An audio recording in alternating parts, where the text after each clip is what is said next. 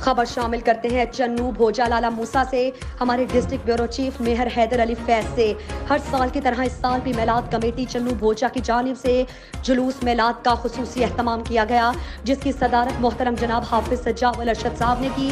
جلوس میلاد میں تلاوت قرآن پاک، نعت خوانی کی گئی. جلوس میلاد صبح 8 بجے مرکزی جامع مسجد چنوں بھوجا سے شروع ہوا اور کوٹلہ روڈ سے گزرتا ہوا مسجد مہرحىدر کے پاس ٹھہرا، جہاں پر محمد اشرف مہرحىدر علی صاحب فرنیچر والے نے جو جوس بانٹے. تمام جلوس کے اراکین نے نظم و ضبط کا خیال رکھا.